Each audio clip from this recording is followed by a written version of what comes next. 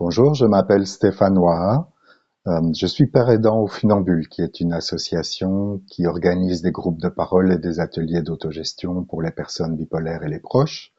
Et je travaille au SMES, Santé mentale et inclusion sociale, ici à Bruxelles. Nous sommes actifs à Bruxelles et en Wallonie et nous accompagnons et formons les équipes qui souhaitent engager des pères aidants.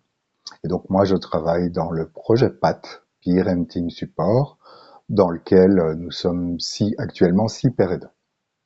Alors, en Belgique, la pérédance est encore relativement jeune, on va dire.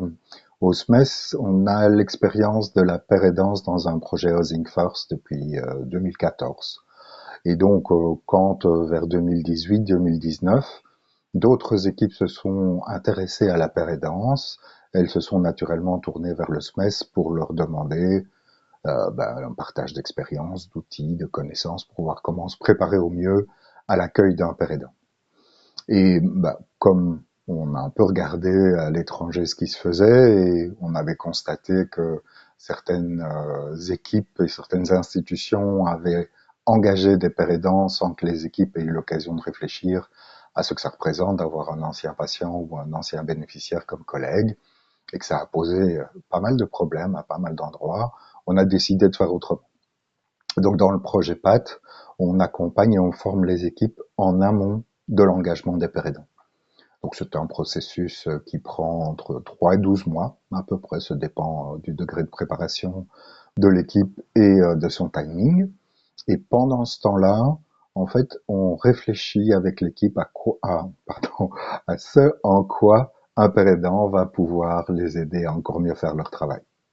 Et donc en quoi la pérédance va pouvoir apporter un savoir complémentaire pour que ce soit une corde en plus à l'arc de l'équipe.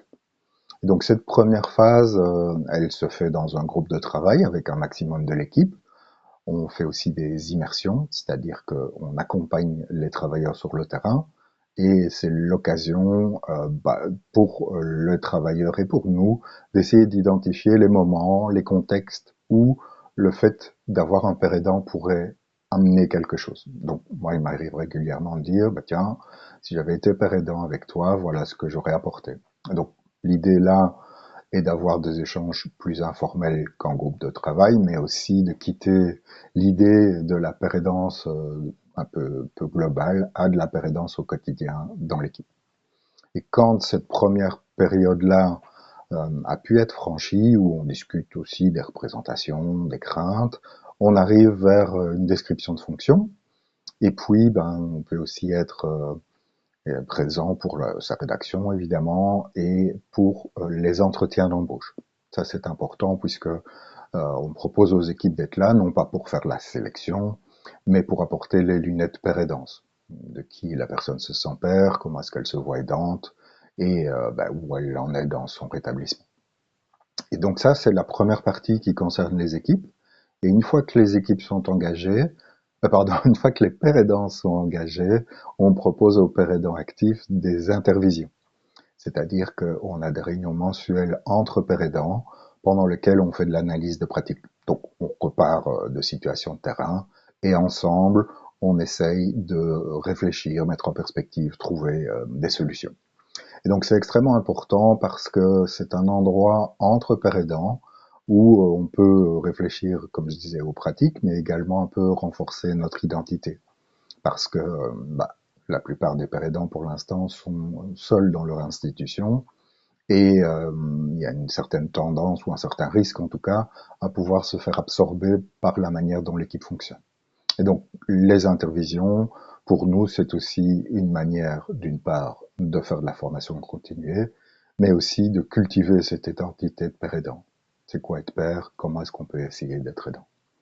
Donc ça, c'est le principal de notre accompagnement. On est actif depuis fin 2020.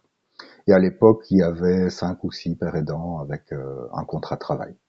Ici, on a travaillé avec 57 équipes depuis lors et il y a déjà 33 pères aidants engagés, encore une dizaine dans les mois qui viennent. Et donc, c'est vraiment un mouvement de fond ici en Belgique francophone, cette père aidance qui se déploie. Alors peut-être quelque chose d'un peu plus spécifique hein, de la Belgique francophone, c'est que la paire aidance, elle s'est déployée au départ du communautaire. Donc des centres de jour, des équipes mobiles, des équipes de rue, donc des gens pour lesquels le fonctionnement horizontal et le contact avec les bénéficiaires est déjà bien ancré. Et c'est seulement maintenant que les plus grosses institutions arrivent vers nous, là où la structure, la hiérarchie et la pratique en fait que la paire aidance a parfois un peu plus de mal à s'implanter. L'autre point peut-être un peu plus spécifique aussi, c'est que la paire aidance chez nous se déployait un peu dans tous les secteurs. Donc on a des paires aidants dans la santé mentale, dans les addictions, le logement, la rue, la précarité, la violence, les personnes transgenres. Donc en fait un peu dans tous les secteurs où le fait d'avoir vécu une grosse rupture dans son parcours de vie et la mettre à disposition d'autres personnes qui vivent des situations semblables peut avoir du sens. Et donc autant dans les intervisions que dans le travail que nous faisons, nous nous adressons à tous ces secteurs. Ce qui fait qu'il y a une certaine forme de richesse aussi qui s'en dégage. Les pères aidants font partie d'un réseau et quand ils ont besoin de soutien dans un secteur dans lequel ils n'ont pas cette expérience de vie, ils peuvent faire appel à leurs collègues. Et puis aussi le fait que ce réseau, c'est un réseau de soutien assez large qui permet aux pères aidants d'avoir peut-être un peu plus de facilité, de pouvoir considérer les personnes dans leur entièreté. Donc on sait bien que pour la santé mentale et les addictions, il y a énormément de comorbidités, de choses qui se passent en même temps, et avoir ce réseau des pères aidants est vraiment utile pour pouvoir rencontrer les besoins. Alors, peut-être aussi une petite spécificité, certaines équipes de santé mentale ont décidé d'engager des pères aidants avec un parcours addiction. Et donc, leur constat de base, c'est que sur ce rayon-là des addictions, ils sont parfois moins bien armés, moins bien structurés pour en faire quelque chose. Donc ils savent que leurs bénéficiaires ou leurs patients consomment à l'extérieur des institutions, mais quand ils rentrent, ils n'en font pas grand-chose en fait, parce qu'ils ne se sentent pas à même de pouvoir le faire.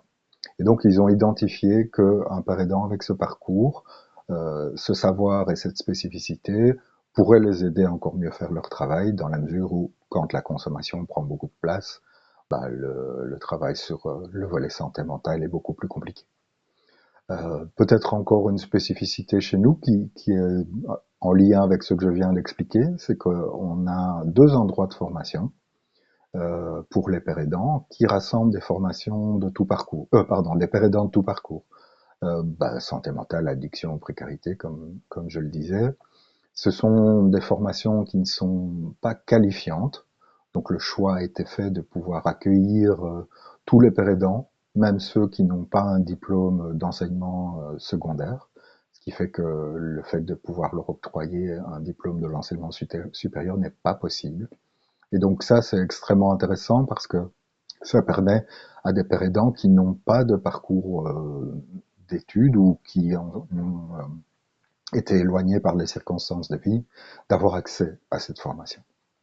Par contre, le revers de la médaille, évidemment, c'est que sans diplôme, la formation n'est pas aussi bien reconnue par les équipes et les institutions, ce qui a un impact sur le niveau salarial des pères aidants.